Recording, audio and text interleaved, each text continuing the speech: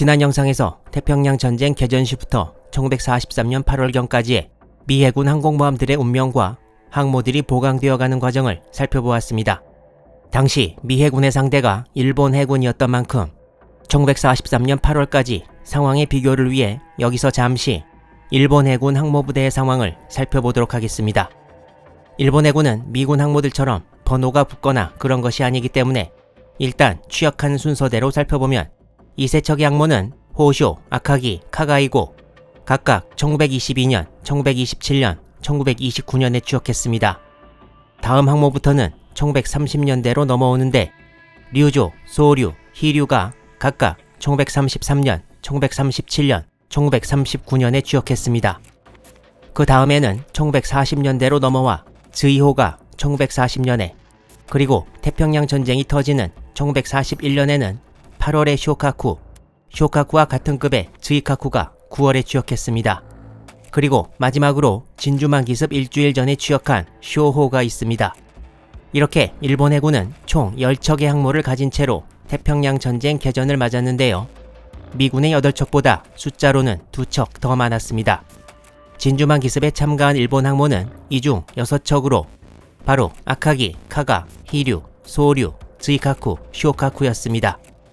아카기와 카가는 각각 기준 배수량 37,000에서 38,000톤급이었고 소류와 히류가 16,000에서 17,000톤, 그리고 쇼카쿠, 즈이카쿠가 기준 배수량 약 26,000톤급의 규모입니다. 일단 맨 처음 취역한 호쇼는 기준 배수량이 약 7,500톤급밖에 안 되었고 전쟁 내내 일본 본토에서 주로 훈련용으로 쓰였고 종전을 맞이했습니다. 따라서 호쇼는 미군의 CB-4 레인저처럼 태평양 전쟁에서는 열외라고 볼 수 있습니다. 이외에 류조도 8,000톤이 채 안 됐고 즈이호와 쇼호도 약 11,000톤급이었습니다. 류조, 즈이호, 쇼호는 탑재할 수 있는 함재기도 30기에서 48기 정도여서 전투에 참가하기도 했지만 이후에는 주력 항모 옆에서 상공 방어 등 보조적인 역할을 중심으로 수행했습니다. 이렇게 일본이 주력 항모 6척에 보조 항모 4척으로 전쟁을 시작했는데 해가 바뀌어 1942년 5월에 사노해전에서 쇼호가 침몰했습니다. 쇼호는 1941년 11월 30일 취역 후 맡은 첫 임무가 포트 모레스비 공략인 M5 작전이었고 여기서 침몰하는 바람에 비록 소형 항모지만 만들어 놓고 6개월도 못 쓰는 상황이 되어버렸습니다. 그리고 사노해전 약 한 달 후인 1942년 6월 미드웨이 해전에서 주력 항모 아카기, 카가, 소류, 히류가 침몰했습니다. 주력 항모 6척 중 4척이 한꺼번에 사라진 셈인데요. 일본 해군 내에서도 이 4척의 전투력이 즈이카쿠, 쇼카쿠보다 더 좋다고 봤기 때문에 주력 6척 중에서도 알짜배기만 골라서 상실한 셈이 되었습니다. 그리고 1942년 8월 24일 동부 솔로몬 해전에서 류조가 격침돼서 일본 해군은 1942년 여름에 3개월도 안 되는 기간 동안 항모 6척을 잃었습니다. 이제 개전 이전의 10척에서 호쇼를 빼고 즈이호, 즈이카쿠, 쇼카쿠만 남았는데요. 미군이 1943년부터 SX급을 취역시키면서 항모 전력 보강에 나섰듯이 일본도 항모 6척을 잃는 동안 가만히 손 놓고 있었던 것만은 아니었습니다.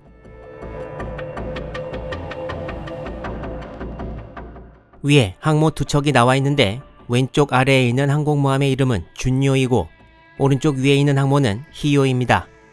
원래는 2척 다 유사시 항공모함으로 개조될 것을 전제로 하고 만들어진 여객선인데 개전 이전인 1941년 초에 일본 해군이 매입해서 항모로 개조하기 시작했고 준요는 미드웨이 해전 한 달 전인 1942년 5월, 히요는 그 뒤인 1942년 7월에 항공모함으로 취역했습니다. 같은 급인 이 항모 2척은 기준 배수량이 약 24,000톤급으로 작지 않았으나 속도도 느렸고 약 50기 정도의 항공기만 탑재 가능해서 전투력은 떨어졌습니다. 이 2척의 항모 이름은 각각 다이요와 운요인데 이 2척도 완공 혹은 완공 이전의 여객선을 개조해서 만든 항모들이고 다이요는 개전 이전인 1941년 9월, 운요는 1942년 5월에 취역했으나 실제 항공기를 발진시키면서 전투에 참가하는 항모 개념하고는 좀 달라서 태평양 전쟁 거의 대부분을 항공기 등의 수송 업무에 종사했습니다. 운요의 경우에는 개조되기 전 여객선 때의 모습을 찍은 사진도 전해져 옵니다. 그리고 잠수함 부대의 보급을 주로 하는 잠수모함에서 개조된 항모 류호도 개조항공모함의 한계를 극복 못하고 주로 항공기 수송 임무에 종사하게 됐는데, 류호는 1943년 6월부터 제2항공전대에 배속되었고 이후에는 수송 이외에 해상 전투에 참가하기도 했습니다. 지금까지 여기서 소개했던 항모들이 앞의 주력 항모 이외에 일본이 1943년 8월까지 보유했던 항공모함들인데요. 지난번에 소개한 미국의 인디펜던스급 경항공모함은 순양함에서 개조된 반면 대전 중에 추가된 일본의 경항모들은 주로 여객선에서 개조된 것이 많고, 미국의 경항모들이 전투에도 많이 참가했던 반면 일본의 경항모들은 한계를 극복 못하고 주로 수송 임무만 뛴 것이 다른 점입니다. 이제 일본이 자랑하던 항모 10척 중 침몰하거나 훈련용인 것들을 제외하면 일단 쇼카쿠, 즈이카쿠, 즈이호가 남는데요. 이 세 척이 미드웨이 해전 이후에 제1항공전대를 형성하게 됩니다. 그리고 나머지 추가된 항모들 중에서 그나마 전투에 쓸 수 있다고 판단된 준요, 히요, 류호를 제2항공전대로 1943년 6월부터 편성했습니다. 일본 해군이 자랑하던 제1항공함대는 미드웨이 해전 이후 해산되었고 이 두 개의 항공전대는 제3함대 소속으로 들어갔습니다. 언뜻 봐도 이전의 제1항공함대의 위용에 비해 무언가 약해 보이는 것은 사실입니다. 더군다나 미국은 SX급 항모 생산 계획을 차질 없이 계속 추진하고 있지만 일본은 제대로 된 대규모 항모 생산을 이후에도 이루지 못했다는 점도 있습니다. 일본 해군 수뇌부는 미드웨이 해전 직후인 1942년 6월부터 여러 차례 관계기관 간 연구회를 개최하면서 항공모함 증강 계획을 세웠었는데요. 여기 보면 항공모함 증세 계략 계획이라는 제목하에 1942년 이후에 항공모함 생산 계획을 세워놓은 것을 볼 수 있습니다. 여기서 연도를 보면 17이 쇼와 17년, 즉 1942년이고요. 이후에 쭉 내려가서 1948년까지 계획을 만들어 놓고 있습니다. 그리고 세 가지 다른 급의 항모를 만든다는데 첫 번째가 히류급이고 마지막이 여객선 등을 개조한 개장함으로 되어 있습니다. 여기 보시면 개장함은 1942년부터 1944년까지 어느 정도 생산 계획이 있으나 주력인 히류급은 1942년과 43년에 아예 생산 계획이 없고 1944년에 가서야 세 척이 생산될 계획으로 되어 있습니다.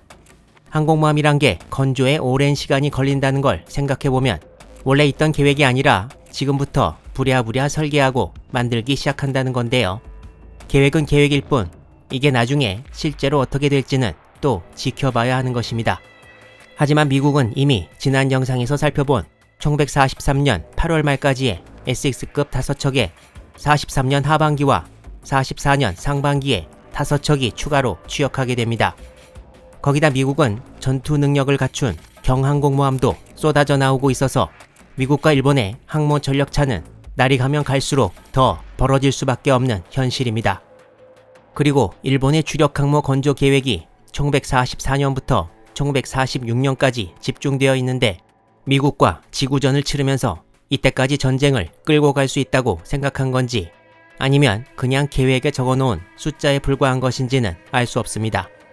또한 일본 기록에는 다른 함정 건조 계획이 급박하게 항모 건조로 바뀌어서 작업 전환에 따른 혼란이 야기되었다고 하고 있으며 이후 기록에는 1943년 하반기부터 전투에서 손상된 함의 수리 공사가 급증했고 함정 건조 원자재도 부족해진 데다가 항모를 건조하는 데 필요한 숙련된 노동력도 부족해지는 바람에 결국 원래 계획대로의 항모 건조는 달성하지 못했다고 되어 있습니다.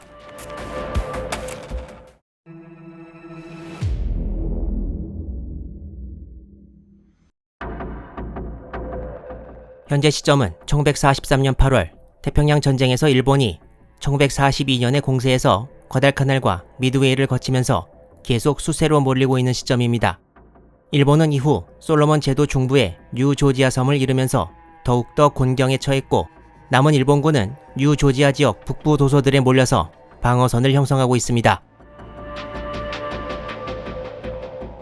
뉴조지아 지역 북부 도서들을 좀 더 확대해보면 위 지도와 같은데 일본군 부대 중 가장 대규모는 이전부터 일본군 근거지였던 콜롬방가라 남부에 있고 콜롬방가라 섬 남부로의 보급로를 확보하기 위해 서쪽의 기조섬과 남쪽의 아룬델 섬에 일본군이 수비대를 주둔시키고 있습니다.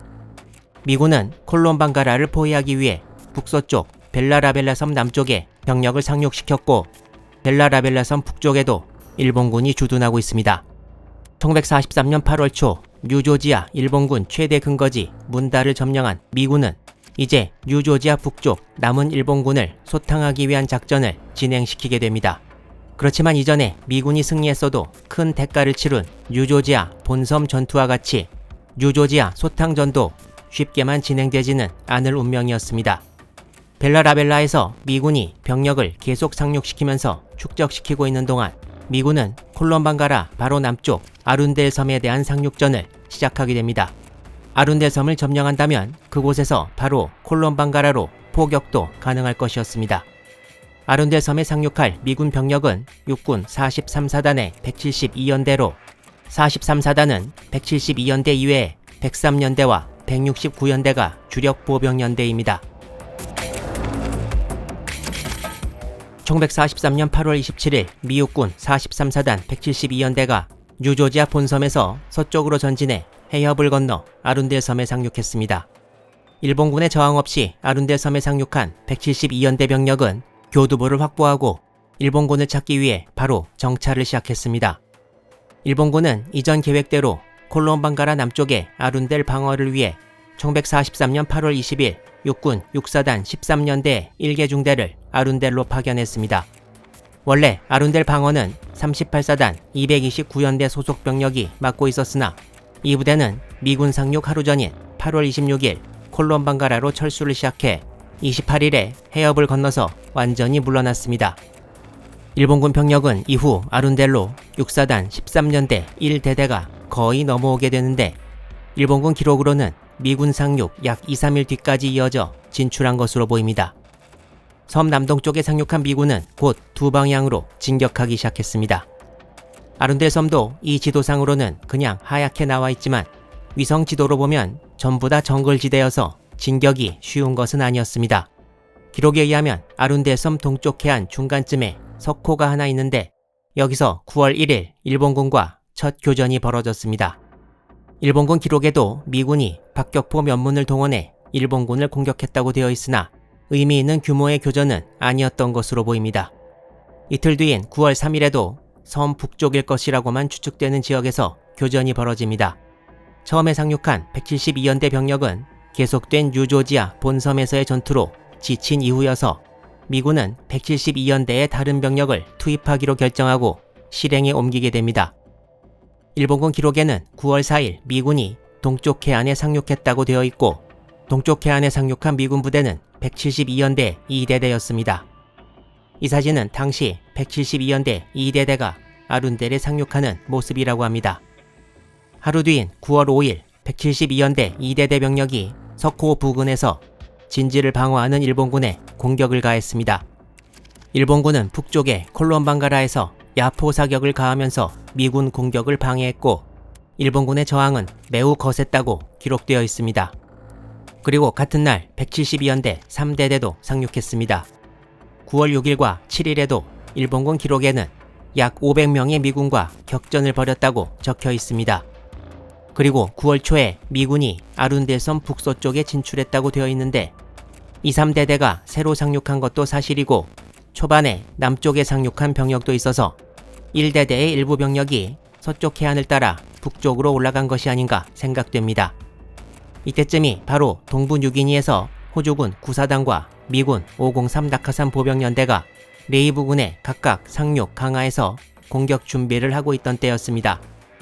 지금 현재 미군은 43사단 172연대 병력이 전부 아룬델에 투입되었는데 생각보다 거센 일본군의 저항으로 미군은 같은 43사단의 169연대에서 2개 대대를 추가로 9월 11일경 섬 북서쪽에 상륙시켰습니다. 생각보다 잘 안 풀리는 전투 때문에 벌써 5개 대대가 투입된 것인데요. 일본군의 맹렬한 저항이 벌어지고 있는 아룬델 섬 전투, 중부 솔로몬 소탕전 시리즈에서 계속 살펴보도록 하겠습니다.